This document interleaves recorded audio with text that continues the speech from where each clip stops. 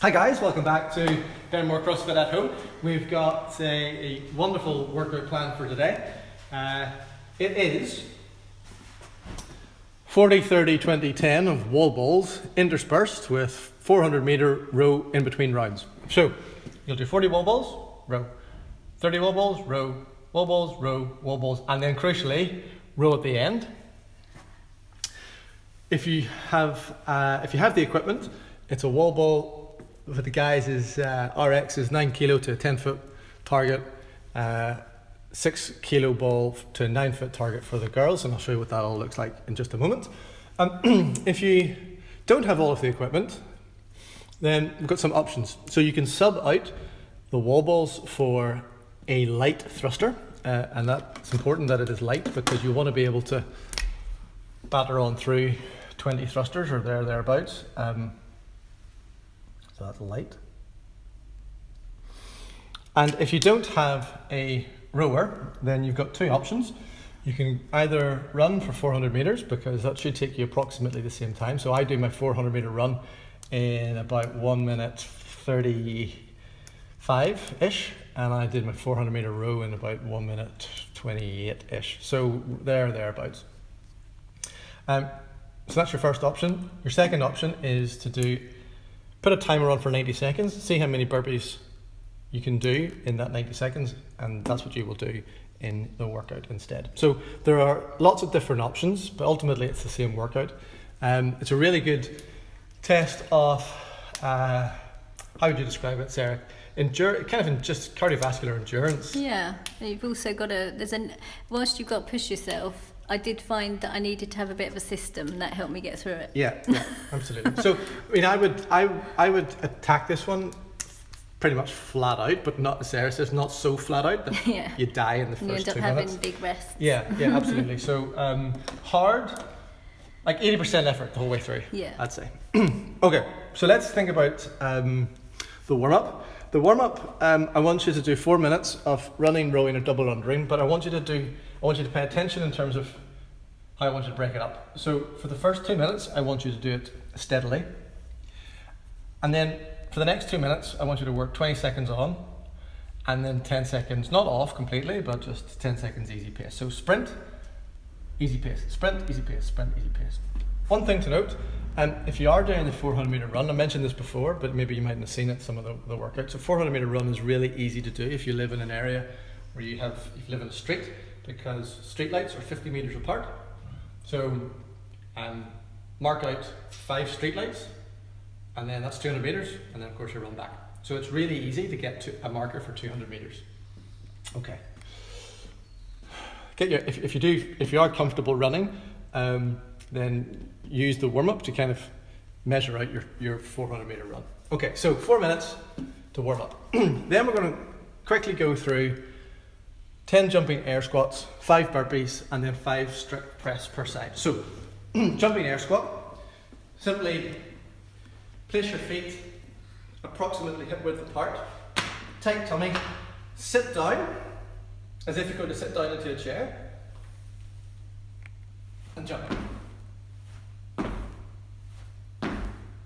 Okay, 10 jumping air squats. 5 burpees. Burpees are fall on the floor, get up again as fast as you can. For the jump.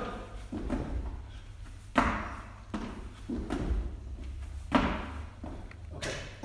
If you're not comfortable with that, you can step down, step back, and step up, but make sure that you jump at the top. And then find something. I'm just going to use the one that Sarah used in the workout, or in the warm-up. Just find a weight, like sugar, like flour, or if you're like Sarah, the 2.62 kilos of beans that we've been chopping through forever. Economy, they're for lockdown. Yeah, lockdown beans. Okay, and take your massive can of beans and elbow out to the front, tummy really tight, and press it over your head. Okay? Really important that you keep your bum tight, keep your tummy tight as you press. 5 per side. Keeping your elbow out in front. Okay, so that part 10 jumping air squats, 5 burpees, 5 strict press per side, 3 times round. Hit that at a bit of pace. The next one, the pass-throughs, bird dogs and fire hydrants. Slow this one down a little bit. I'll go side up. So, pass-through starts with your legs notionally at shoulder width apart. For me to do this exercise, I need to have mine a little bit wider. That's okay. Keep your legs straight. Break at the hips, and then just fold over into a plank position. From here, go into your downward dog position, and then look to your left, to your right, and then keeping your legs straight, come back up again. 5 pass-throughs. Bird dog. On all fours. Start off by tucking your bum in, so your bum's not up in the sky like this. Tuck your pelvis in underneath. Using opposite hands and leg. Hand out, leg out, squeeze your bum. Bring your knee to your elbow. And again. Now, what's really important here is that my hips aren't moving, so I'm not like twisting around like this. My hips stay still, or as still as I can make them. And I want it to be really stable and steady. Okay, so 10 on one side and then 10 on the other. Slight pause at the top, squeeze your bum. 10 per side. And then 10 fire hydrants per side. Lift your knee out to the side. Push your leg back. Bring your leg round. Knee out to the side. Foot back. Leg round. Knee out. Foot back. Leg round. Watch my toes. My toes are pointing down. It's materially more difficult to do it with your feet pointing down than your feet pointing up. Okay? So toes down the whole time. Out to the side, foot back, back around again. 10%. So 5 pass through, 10 bird dog per side, 10 fire hydrant per side, 2 rounds. Okay. Then we're going to get into our duck walk. So, notionally, I want you to take 10 steps with your duck walk. Now, I'm going to work in this space, just up to this rower, and I'm going to assume that this could be the reasonable size of somebody's living room, with some of the furniture pushed back. Okay? Seems like a reasonable enough size. So I take find a pipe. A brush handle is great. Doesn't really matter what it is. PVC pipe, I've got my telescopic extension cord, whatever it is. Push the bar overhead, sit down into squat and lead with your ankles.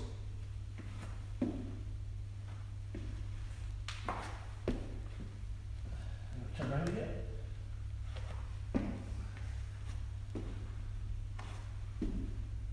And the most important thing here is that I'm leading with my ankles and I'm opening my hips as I come through.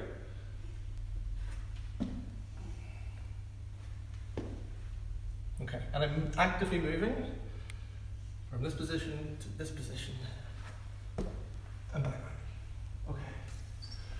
Don't worry too much about keeping your heels flat on the floor. So, do 10 steps of your duck walk, followed by a shoulder pipe routine. Our shoulder pipe routine looks like this. We're just going to do 5 of all of the above, being a pass through, that'll be 1 rep, Go around the world. 1 rep, and then round the world the other way. 1 rep. So, 10 of these, sorry, 5 of these, 5 of these one way, 5 of these the other way. And spend 4 minutes going through that little routine. So, you might find you do 2 to 3 rounds of that whole thing, but just spend 4 minutes loosening up your shoulders and really loosening up your hips. In the duck walk, it's literally not a sprint. Have you ever seen a duck sprint? No. So just nice and easy in the bottom of the duck walk position. Try and open up your hips as much as you can. Okay. So that's our warm up. Should be complete. The one thing that we need to just work through is our thruster. And if you don't, thruster and wall ball are pretty much the same movement, hence why they're being substituted in for each other today. Just going to grab the ball that Sarah is using here. So, whatever it is that you're using for your thruster, be it a kettlebell, be it a dumbbell, maybe you've just got a bar. I mean, I would recommend if you're using a bar, you just use an empty bar today. Ultimately, the thruster will look something like this. So you will start with the weight up at your chest. If you are using a ball, if you are using a bar, I gotta come over here. If you're using a bar, you will start off in this position, okay? If you're using a kettlebell, you will start off in this position. And if you, like we were doing, using a wall ball, you'll start off in this position. So you can see they're almost exactly the same movement. Now we start off by squatting down low, standing up, and pushing the weight over our heads. Squat down low, stand up, push the weight over our heads. Now it's important to get the timing of that right, because a lot of the times you see people doing thrusters where they start down here, and then they start to extend their arm before they've got to the top. And the best way to think of a thruster is like some kind of concertina file, or some kind of ricochet effect. So you push through your heels, you extend your knees, you open your hips, you stand up tall, and then you punch the weight over your head. And it all has to happen in sequence. If it doesn't happen in sequence, you lose a lot of the energy and use a lot of the power. So it's really important that when you're doing any form of thruster movement, that you really think about extending one joint after the other. So it should look something like this.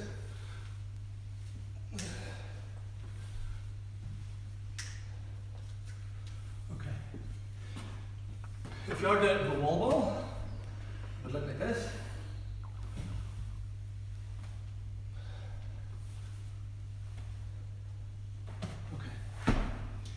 So the important thing is just to think through the timing, okay? You want to try and avoid this as much as possible. Some kind of, I can't even do it, some kind of weird, unsynchronized version. Okay, so work through 2 sets of 10 slow paced thrusters, just to get your timing right. And then if you are going to wall ball,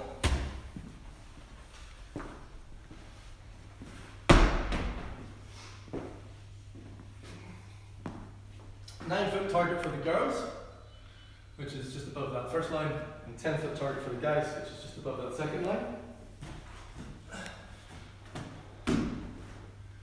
Start off with the bottom of your squat.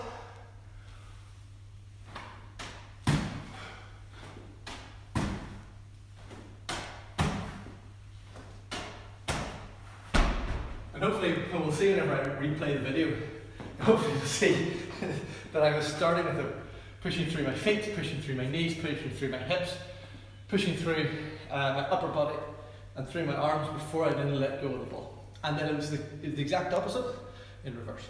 Okay, so that's the thing to practice. Before you start,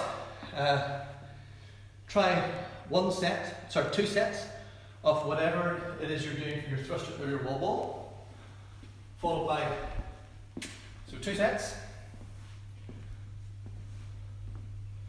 of 10 wall ball stroke thruster and 200 meters of whatever it is that you're doing. Rowing, biking, if you have a bike, I know some of you do, running, biking, rowing, or in which case it might be 45 seconds of burpees. 45 secs of burpees. And the purpose for that is just to get your heart rate up, just to make sure your body doesn't go into some kind of, oh my goodness, what are you doing to me type shock in the first round. And then once you've done that, give yourself 1 minute break, go get it. And would love to hear how you guys get on. I would, just to give you a guide, I would expect you to finish it somewhere between 12 and 15 minutes. If you've scaled it properly, that's kind of the time you should end up expecting. Unless of course you're an absolute beast and you just knocked it out of the park. Okay guys, would love to hear how you get on, and we'll see you again for the next one. Alright, bye.